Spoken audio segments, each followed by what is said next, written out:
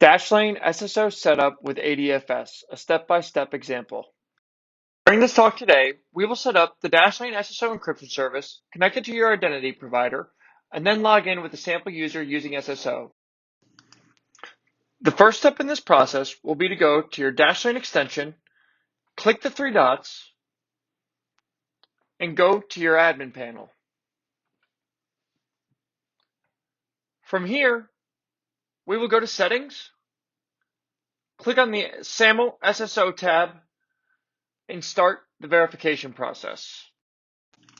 We will first put in our company email domain and click Add.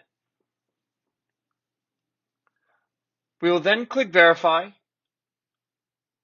and you will be provided both a host name and a text value, where you will then input these into your DNS provider.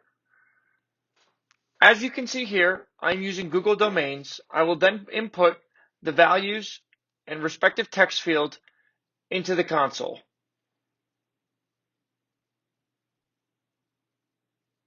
After adding these custom resource records, we will then go back to the Dashlane admin console.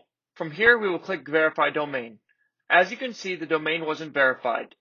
Wait and try again in a few minutes. Now that it is verified, we can now start configuring the SSO encryption service. By going to the link in the top left corner, we can start putting in our federation instance.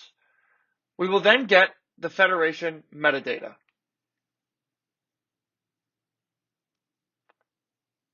We will scroll to the bottom of the page to the federation metadata document. We will copy the XML data, go back to the Dashlane admin console, and paste the XML into the provider metadata section. We will now go get the SSO connector endpoint.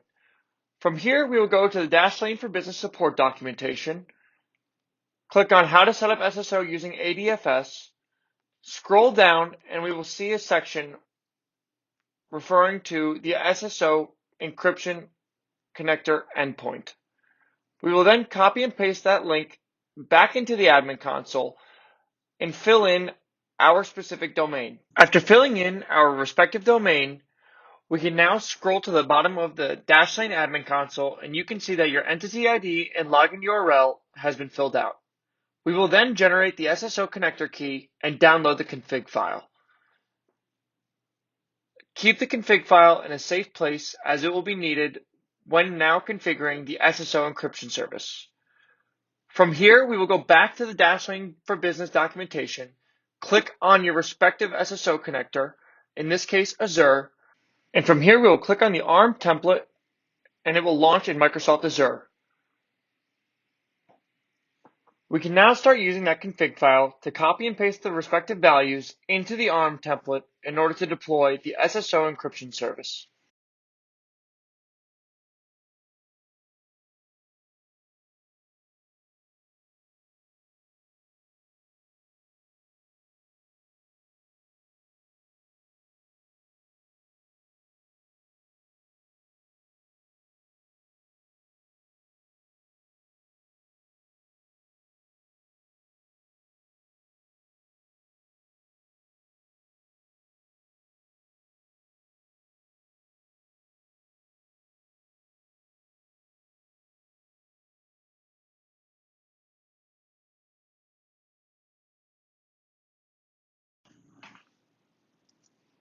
Now that we have finished copying and pasting all of the respective information into the ARM template, we can now click Create.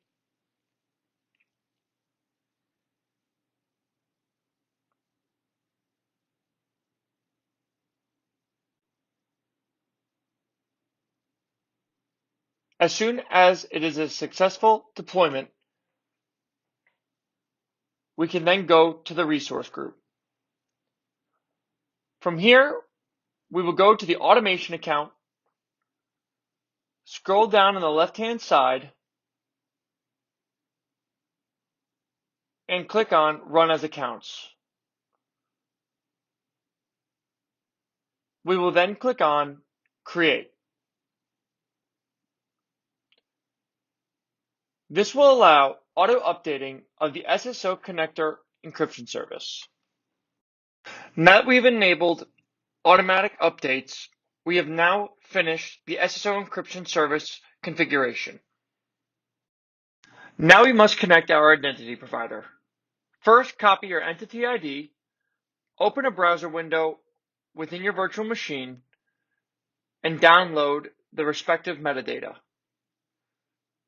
Then open the ADFS configuration console and add a relying party trust.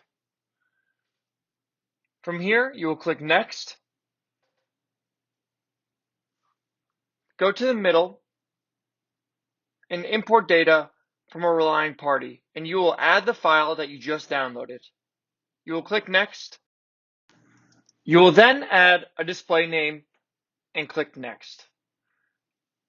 From here, you will insert your access control policy and click Next, Next again, and then you can close this window. We will then go to the relying party trust on the left-hand side and click on Edit Claim Insurance Policy.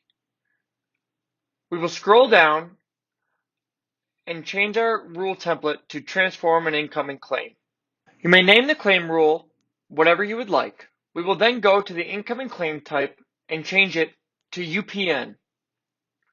We will then go into outgoing claim type and change it to name ID.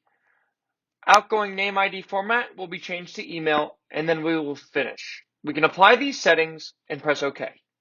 From here, we have completed the identity provider section. We will now test the SSO connection.